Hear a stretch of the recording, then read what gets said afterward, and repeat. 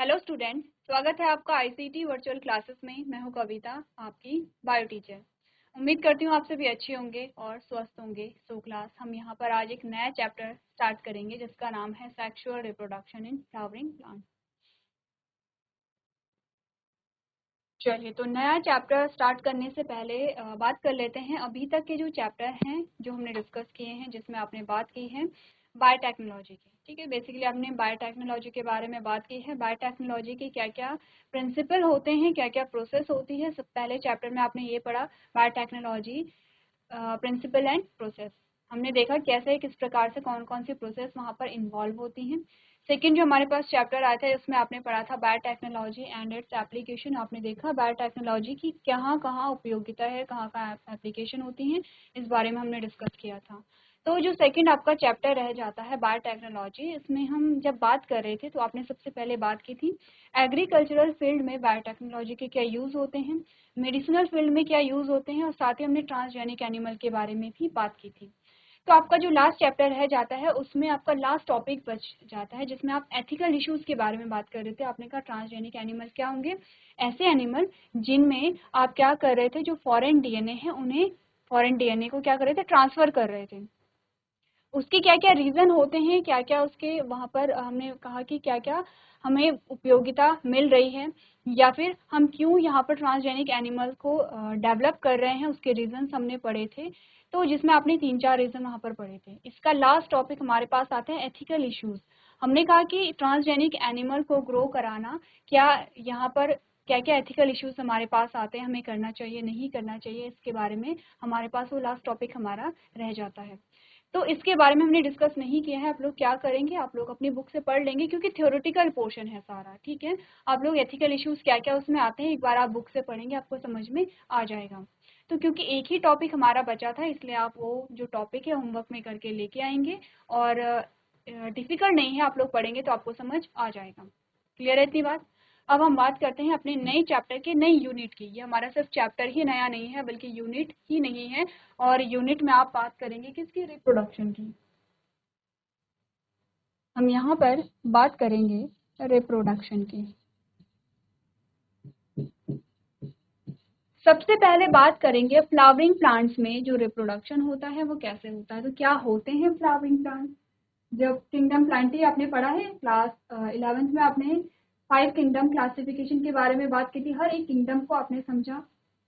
और जब आपने प्लांटी की बात की, किंगडम प्लांटी की, तो आपने वहाँ पर बात की है किसकी, आपने बात की है थैलोफाइटा की, ब्रायोफाइटा की, टाइडोफाइटा की, जिम्नोस्पर्म और एंजियोस्पर्म की। ठीक है, तो आपके फ्लावरिंग प्लांट कौन से होते हैं, इसी की बेसिस, फ्लावर के बेसिस पे आपने कहा 2 प्रकार के हमारे पास ग्रुप हमने बनाए थे, क्रिप्टोगेम और फेनेरोगेम। क्या होते हैं क्रिप्टोगेम, क्या होते हैं फेनेरोगेम, ये सारी चीजें आप खुद ब खुद क्या करेंगे, रिवाइज करके लेके आएंगे।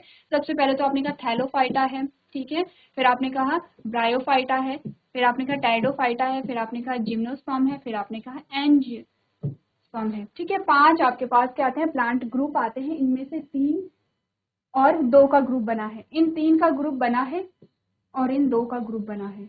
क्यों बना है, क्योंकि नॉन फ्लावरिंग प्लांट्स में आते हैं। यहाँ पे क्या है, आपको फ्लावर नहीं मिल रहे हैं, इस पोर्शन में, इस ग्रुप में आपको फ्लावर मिल रहे हैं। ठीक है, फ्लावर और सीड की प्रेजेंस आपको यहाँ पर देखने को मिल रही है। ठीक है, क्लियर है इतनी बातें। अब देखिए, इन दोनों में भी डिफरेंस था। इन दोनों में भी आपने क्या कहा था, आपने कहा था जिम्नोस्पर्म और एंजियोस्पर्म में आपने कहा था कि कुछ एक ऐसा ग्रुप है जिसमें जो सीड है वो कवर्ड है, और एक ऐसे ग्रुप है जिसमें जो सीड है वो कवर्ड नहीं है। ठीक है, नेकेड सीड आपको देखने को मिलते हैं। कौन से वो ग्रुप होते हैं, दोनों में आपको क्या करना है, आइडेंटिफाई करना है। क्लियर है इतनी बात। तो हमने कहा कि इसी के बेसिस पे हमने क्रिप्टोगैम और फेनेरोगैम 2 ग्रुप में डिवाइड किया है। अब इन 2 ग्रुप में से कौन क्रिप्टोगैम है, कौन फेनेरोगैम है, ये आप लोगों को देखना है। ठीक है, हम बात कर रहे हैं फ्लावरिंग प्लांट्स में कैसे रिप्रोडक्शन होता है, डिटेल में जानेंगे। अभी तक आपने बेसिक सी चीजें जानी है, रिप्रोडक्शन किसे कहते हैं, रिप्रोडक्शन के कितने प्रकार होते हैं। आपने कहा अगर हम बात करें अलैंगिक जनन की तो कौन कौन सी विधियां होती हैं। लैंगिक जनन में आपने बेसिकली क्या बात की है, स्टेमेन के पार्ट्स के बारे में बात की है। यहाँ पर आपको यही सारी चीजें पढ़नी है, लेकिन डिटेल में पढ़नी है। क्लियर है इतनी बात। तो सबसे पहले अगर हम बेसिक सा इंट्रोडक्शन देखें, रिप्रोडक्शन में हो क्या रहा है, एक नया इंडिविजुअल बन रहा है। प्रजनन में हो क्या रहा है, एक नया जीव आपके पास आ रहा है। अगर हम प्लांट्स की बात करें, आपने कहा कोई एक प्लांट्स आपके पास और उस प्लांट से सेम उसी के जैसा एक नया प्लांट बन रहा है, तो इसकी प्रोसेस होती है। जब भी रिप्रोडक्शन की बात करेंगे, जब भी प्रजनन की बात करेंगे, इसकी 3 स्टेजेस आती हैं। ठीक है, कौन कौन सी स्टेज आती है? प्री फर्टिलाइजेशन, पहली जो फेज आती है, आपने बोला प्री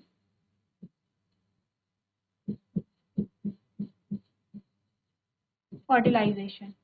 दूसरी जो फेज आती है वो है फर्टिलाइजेशन, और तीसरा जो फेज आता है वो है पोस्ट फर्टिलाइजेशन।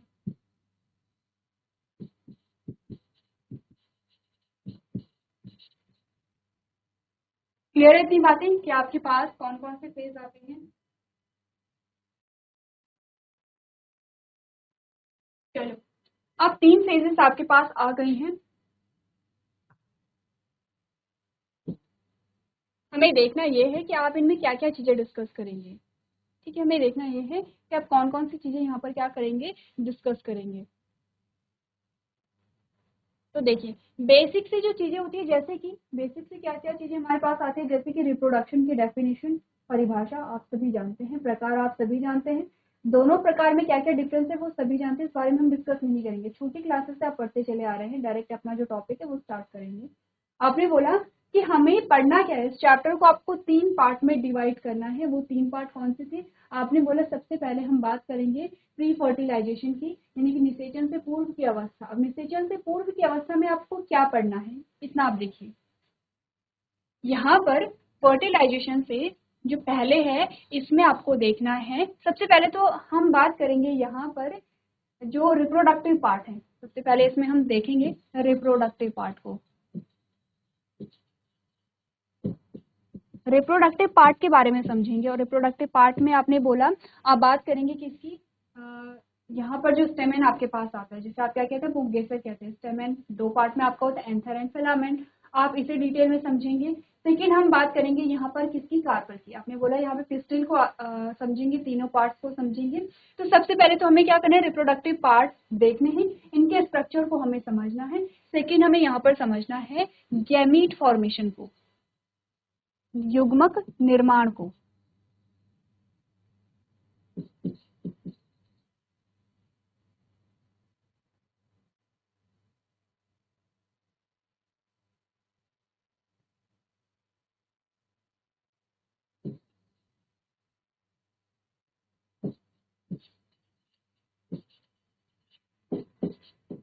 गैमेट फॉर्मेशन को आपको यहाँ पे क्या करना है, समझना है। ठीक है, तीसरा तीसरा क्या करेंगे यहाँ पर,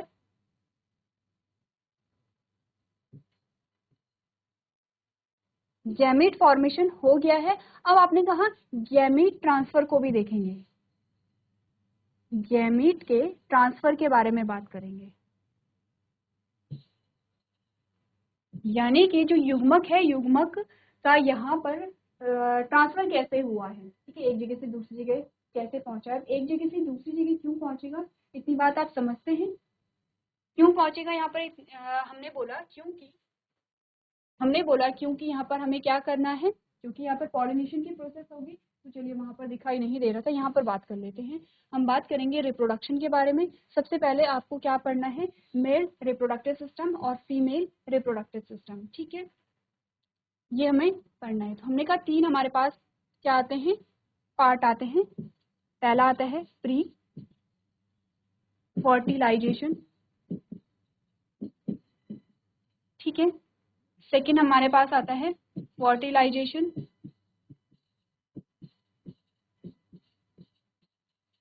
और तीसरा हमारे पास आता है पोस्ट फर्टिलाइजेशन।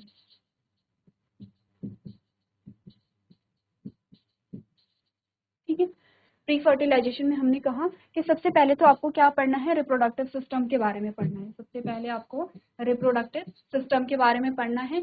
सेकेंड, आपको गैमीट फॉर्मेशन के बारे में पढ़ना है, गैमीट का फॉर्मेशन कैसे हुआ है, यानी कि युग्मक निर्माण। युग्मक निर्माण को समझेंगे। इंपॉर्टेंट पार्ट आता है इसमें युग्मक निर्माण, और दोनों प्रकार के युग्मक के निर्माण को हम समझेंगे, जिसमें आप बात करेंगे माइक्रोस्पोरोजेनेसिस को, ठीक है, यानी कि माइक्रोस्पोर कैसे बने हैं, मेगास्पोरोजेनेसिस यानी कि मेगास्पोर कैसे बने, क्योंकि माइक्रोस्पोर आपके होते हैं मेल गैमेट और मेगास्पोर आपके होते हैं फीमेल गैमेट, दोनों को यहाँ पर समझेंगे। इसके अलावा हमने कहा गैमीट ट्रांसफर, गैमीट ट्रांसफर को समझेंगे, जिसे आप कहते हैं पॉलिनेशन, और जिसे आप क्या कहते हैं परागण, परागण को समझेंगे, ठीक है, परागण को यहाँ पर समझेंगे। इतनी बात क्लियर है कि पहले पोर्शन में आपको, इस वाले पोर्शन में आपको क्या समझना है, ये बातें क्लियर है। प्री फर्टिलाइजेशन में आपको क्या समझना है, अच्छे से आप क्या करेंगे, रिप्रोडक्टिव पार्ट को समझेंगे, उनकी संरचना कैसे होती है, कौन कौन से पार्ट इन्वॉल्व होते हैं। लेकिन हम बात करेंगे यहाँ पर गैमेट का फॉर्मेशन कैसे हुआ, युग्मक कैसे बना है, युग्मक कैसे बना है, इसके बाद हम बात करेंगे युग्मक जब बन गया है पूरा तो वो मेल पार्ट से फीमेल पार्ट में कैसे ट्रांसफर हुआ है, जिसमें पॉलिनेशन के बारे में बात करेंगे। अब आ गया फर्टिलाइजेशन, तो फर्टिलाइजेशन में आप क्या करेंगे, निषेचन के बारे में ही बात करेंगे, ठीक है। अब बात करेंगे यहाँ पर फ्यूजन के बारे में, यानी कि संलयन के बारे में, संलयन हुआ यहाँ पर तो किस प्रकार से संलयन हुआ है, ठीक है, क्या क्या वहां पर चेंजेस आए। और पोस्ट फर्टिलाइजेशन में हम बात करेंगे यहाँ पर कि संलयन हो गया है, जाइगोट हो गया है, इसमें हम बात करेंगे डेवलपमेंट ऑफ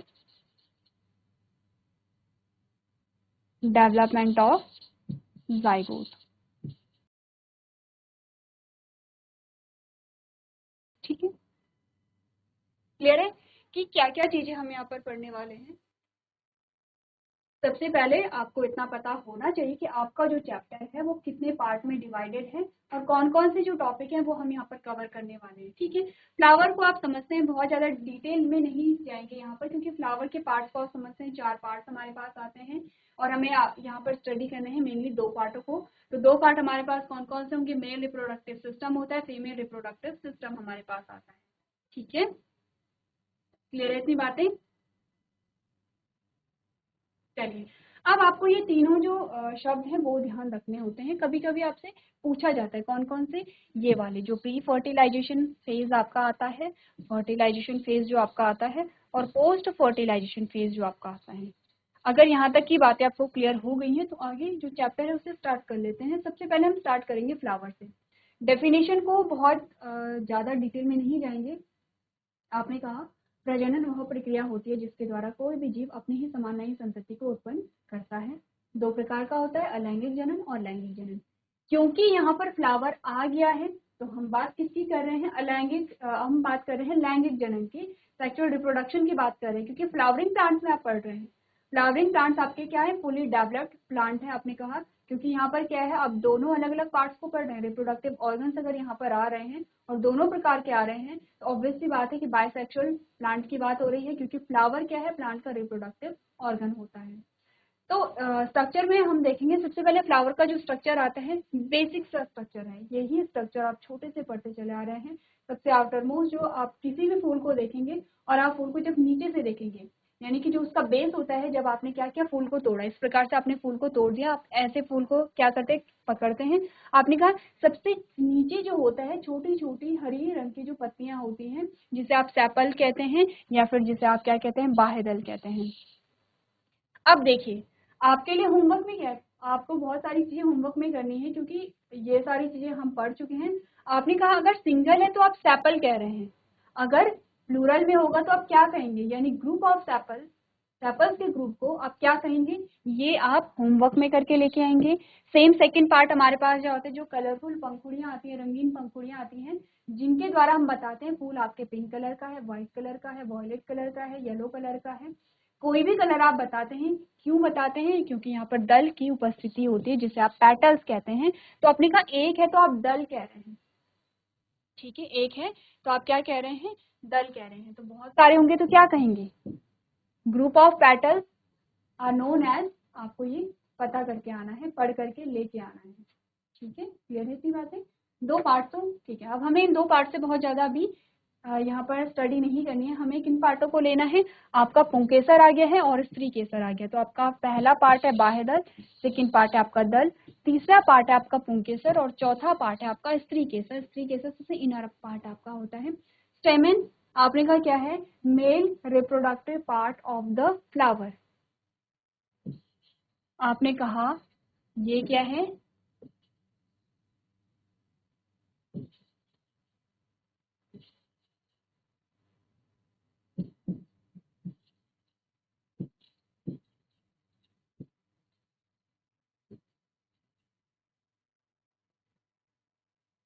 फूल का क्या है, ये नर जननांग है और ये क्या है आपका फीमेल रिप्रोडक्टिव पार्ट है।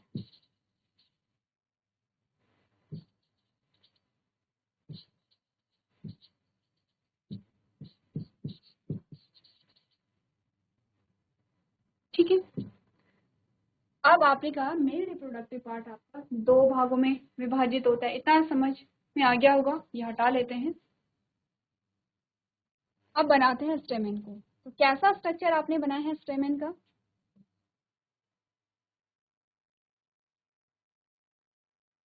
ये है आपका क्या, स्टेमेन। ठीक है, पुंकेसर जिसे हम कहते हैं। पुंकेसर जो होता है वो दो भागों में विभाजित होता है। इस वाले भाग को आप कहते हैं एंथर, या इसी को आप कहते हैं परागकोश।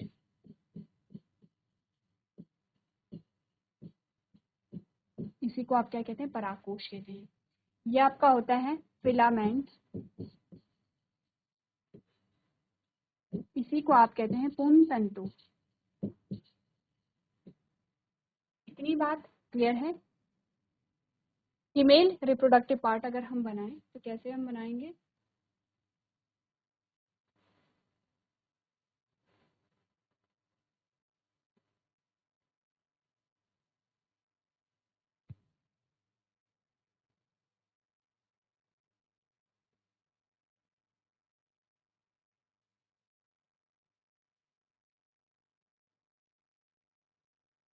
बेसिक से स्ट्रक्चर की हम बात कर रहे हैं। ठीक है, बहुत ज़्यादा अभी डिटेल में नहीं गए हैं। आपने बोला ये वाला भाग आपका कहलाता है वर्तिकाग्र, जिसे आप कहते हैं स्टिग्मा। ये वाला भाग आपका कहलाता है जो पाइप जैसी संरचना है, जिसे आप कहते हैं वर्तिका या स्टाइल जिसे आप कहते हैं। ये जो आपको उभरा हुआ रेड कलर में जो आपको दिखाई दे रहा है, इसे आप कहते हैं अंडाशय या फिर इसे आप कहते हैं ओवरी। इसी के अंदर होगा ओव्यूल और इसी में यहाँ पर क्या होगी, फीमेल गैमेट होगी। यहीं पर फीमेल गैमेट होगी और यहीं पर आपको क्या मिलेंगे, मेल गैमेट मिलेंगे। अब ये जो रेड डॉट मैं आपको दिखा रही हूँ, क्या ये मेल गैमेट है। देखिए, अगर हम मेच्योर एंथर को दिखा रहे हैं तो आपने कहा ठीक है ये मेल गैमेट हो सकते हैं, लेकिन अगर इमेच्योर है, अगर परिपक्व नहीं है, तो हमने कहा मेल गैमेट नहीं है। लेकिन जहां पर मेल गैमेट बनेगा ये वो कोशिकाएं हैं माइक्रोस्पोर मदर सेल जिन्हें हम कहते हैं। इतनी बातें अगर क्लियर हैं तो आगे फिर हम बात करेंगे यहाँ पर जिसके बारे में, स्टेमेन के बारे में, और स्टेमेन का स्ट्रक्चर यहाँ पर देखेंगे। सबसे पहले तो आप ये चीजें नोट कर लीजिए।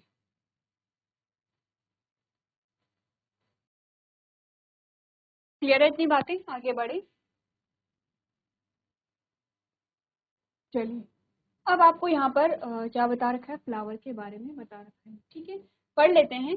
आपने कहा फ्लावर और introduce as the flowers are introduced as the reproductive part of a plant. They are not only involved in reproduction but are also a source of food for other living organisms.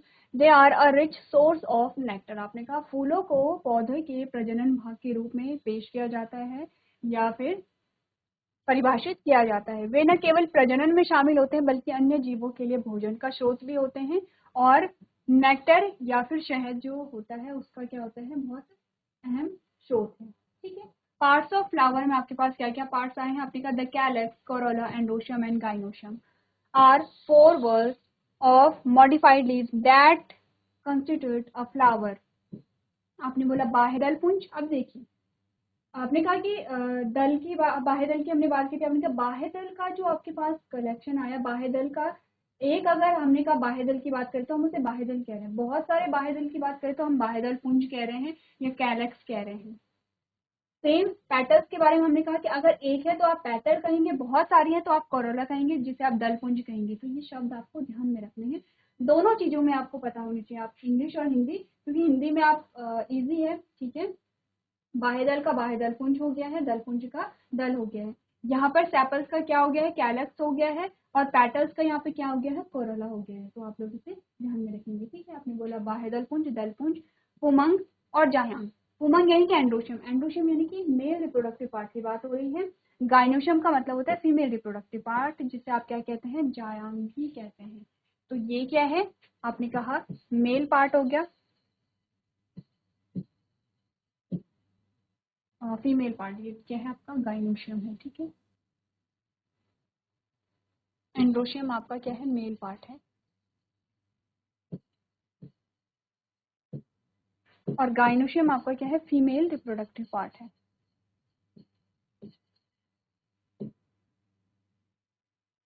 चलिए, the sepals, petals, stamens and pistils respectively constitute one of the flower parts in each of these balls। अब इसका क्या मतलब हुआ, देखिए हमने बोला कि यहाँ पर जो फूल है आपका, फूल में क्या है, बहुत सारे आपकी क्या आती हैं, बहुत सारी लेयर्स आती है, बहुत सारी कवरिंग आती है, या बहुत सारे आपने कहा रिंग लाइक स्ट्रक्चर आते हैं, जिसमें बाह्यदल पुंज होगा जो एक पूरा घेरा बना रहा है, फिर आपने कहा दल पुंज होगा जो पूरा एक घेरा बना रहा है, फिर आपने कहा स्टेमेंस यहाँ पर होते हैं, फिर आपने कहा कि अंदर क्या आती है, आपकी पिस्टिल होती है। संशोधित पत्तियों के 4 चक्र होते हैं, ये पूरे एक चक्र का निर्माण कर रहे हैं, बिल्कुल कर रहे हैं।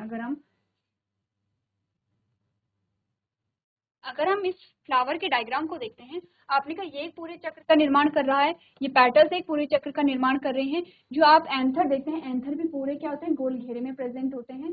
तो यहाँ पर स्ट्रक्चर अलग अलग हो सकता है, कि किसी फूल में जो नंबर ऑफ एंथर है, यहाँ पर जैसे 4 दिखाई दे रहे हैं, किसी में 8 हो सकते हैं, किसी में कम हो सकते हैं। या फिर आपने कहा कि यहाँ पर आपको स्त्री केसर यानी कि पिस्टिल दिखाई दी, हो सकता है कि किसी में एक से ज्यादा पिस्टिल हो, किसी में सिर्फ एक ही पिस्टिल हो।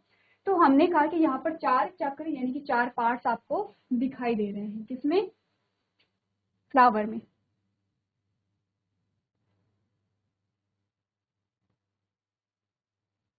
चलिए, अब आपने कहा बाह्यदल, पंखुड़ी, पुंकेसर और स्त्री केसर क्रमशः इनमें प्रत्येक भंवर में फूलों का एक भाग का निर्माण करते हैं। ये आपको सिंगुलर में बताया गया है, ये आपको प्लूरल में बताया गया है, ठीक है।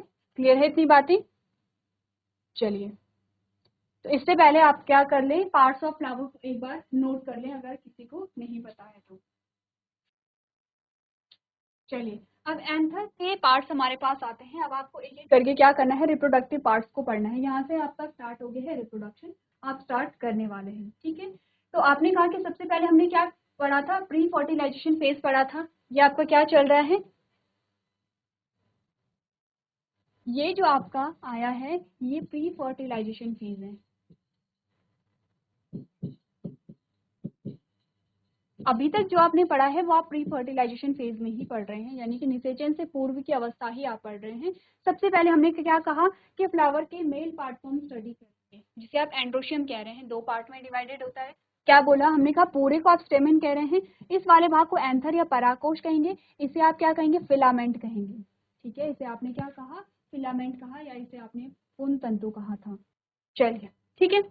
अब आपने कहा, आपने क्या किया, जब एंथर को आपने इस प्रकार से काट कर देखा, ऐसे आपने जब काटा, और जब आपने माइक्रोस्कोप में इसे देखा, वैसे आपने एंथर देखा होगा सभी ने।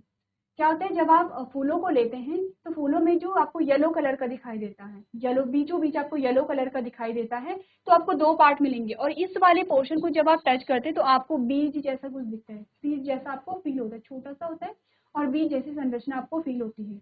आप लोग देख सकते हैं इसे, किसी में तो आपको बहुत बड़े बड़े एंथर मिल जाएंगे, किसी में बहुत छोटे मिलते हैं, लेकिन जब आप टच करेंगे तो आपको फील आ जाएगा, कुछ बीज जैसी संरचना होती है। अब आपने इसे यहाँ से कट किया, जब इसे कट किया तो आपको ये स्ट्रक्चर देखने को मिला, ठीक है। कैसा स्ट्रक्चर, जब आपने इसे कट किया कैसा स्ट्रक्चर आपने देखा, आपको कुछ इस प्रकार से लोब दिखाई दिए। अच्छा, इससे पहले आपको इतना पता होना चाहिए कि आपका जो एंथर है वो कैसा है, बाइलोब्ड है। बाइलोब्ड है, जब हमने अभी कुछ देर पहले एंथर का डायग्राम बनाया था, ठीक है। बाइलोब, ये आपको बाइलोब यानी कि 2 लोब इस प्रकार से हैं, ये है और एक ये है, या फिर इसे को हम ऐसे बना देते हैं, इसी को हम ऐसे बना देते हैं सिंपली। जब हमें सिंपली क्या करना होगा, एंथर को दिखाना होगा। दो लोब यहाँ पर होते हैं, ठीक है, बाइलोब आपका एंथर होता है। अब आपने कहा जब हमने एंथर को कट किया हमें कुछ ऐसी संरचना मिली, ऐसी यानी कि ये पूरा नीचे की ओर है, ठीक है। यानी कि हमने क्या बोला, मैं सिर्फ इतना बना रही हूँ, कंफ्यूज नहीं करेंगे, मैं सिर्फ इतना बना रही हूँ। अब इसके बाद आपने कहा ये नीचे की ओर पूरा स्ट्रक्चर ऐसा है, ये पूरा जो स्ट्रक्चर है ये नीचे की ओर है, यहाँ से ये पूरा से नीचे की ओर जो स्ट्रक्चर है ये पूरा इस प्रकार से है, ठीक है। हम सिर्फ ऊपर वाला पार्ट ही देखेंगे क्योंकि इसमें आप अच्छे से उसे समझ पाएंगे। इसके अलावा आपको कुछ और संरचनाएं यहाँ पर देखने को मिली इस प्रकार से। ये आपने बोला इसे हम कहते हैं पॉलन सेल। इन्हीं के अंदर क्या होगा, अब पॉलन ग्रेन का फॉर्मेशन होगा। तो एक्चुअली में जो यहाँ पर हम पढ़ रहे हैं प्री फर्टिलाइजेशन फेज में क्या पढ़ा था, सबसे पहले हमने बात की थी कि हम रिप्रोडक्टिव पार्ट को स्टडी करेंगे, जो आप कर चुके हैं, ठीक है। रिप्रोडक्टिव पार्ट को आपने क्या बोला, आपने कहा एंड्रोशियम और गाइनोशियम है, या फिर जिसे आपने क्या कहा स्टेमन है और पिस्टिल है, ठीक है। अब सेकेंड पार्ट हमने कहा था कि हम पढ़ेंगे कि गैमेट का फॉर्मेशन कैसे होता है। सबसे पहले मेल गैमेट की हम बात करेंगे। मेल गैमेट की हम बात करेंगे तो मेल पार्ट की हम यहाँ पर बात करेंगे। मेल गैमेट क्या होता है, आपने कहा जो आपके पॉलन ग्रेन होते हैं, जो आपके क्या होते हैं, पराग कण होते हैं, इन्हीं पराग कणों में क्या होता है, मेल गैमेट होते हैं। कितने मेल गैमेट आपको मिलेंगे, 2 मेल गैमेट आपको मिलेंगे, ठीक है, आपको 2 मेल गैमेट मिलेंगे। तो यही जो सबसे पहले तो पराग कणों का निर्माण होगा, पराग कणों के अंदर क्या होगा, यहाँ पर गैमेट यानी कि युग्मक का निर्माण होगा। यही पराग कण कहाँ बनेंगे, यहाँ बनेंगे। ये जो 4 आपको संरचनाएं मिल रही हैं, इन 4 संरचनाओं को पॉलन सैक कह रहे हैं। इन पॉलन सैक के अंदर कुछ कोशिकाएं होती हैं जिसे हम कहते हैं माइक्रोस्पोर मदर सेल, ठीक है। मदर सेल क्यों बोला जा रहा है, क्योंकि माइक्रोस्पोर जिस सेल से बन रहे हैं उसी को हम माइक्रोस्पोर मदर सेल कहेंगे। इतनी बात क्लियर है। अब इसके बाद आते हैं पुंकेसर के भाग यानी कि पार्ट्स ऑफ स्टेमन आपके पास आते हैं, जो आप पढ़ चुके हैं, ठीक है। ये थ्योरेटिकल पोर्शन है, ये आप लोग खुद से करके लेके आएंगे। तो क्योंकि आपकी क्लास का टाइम हो गया है, आज के सेशन में हम इतना ही करेंगे। नेक्स्ट जो हमारा सेशन होगा उसमें हम डिटेल में स्टडी करेंगे जो एंथर होता है, एंथर के स्ट्रक्चर को हम यहाँ पर देखेंगे। साथ ही साथ हम देखेंगे कि किस प्रकार से यहाँ पर पॉलन ग्रेन का फॉर्मेशन हुआ है। तो आप लोग थोड़ा सा घर से पढ़ करके लेके आएंगे जिससे कि आपको ईजिली समझ आ जाए। तो आज के सेशन में इतना ही करेंगे। अभी तक क्लास में बने रहने के लिए आपका धन्यवाद।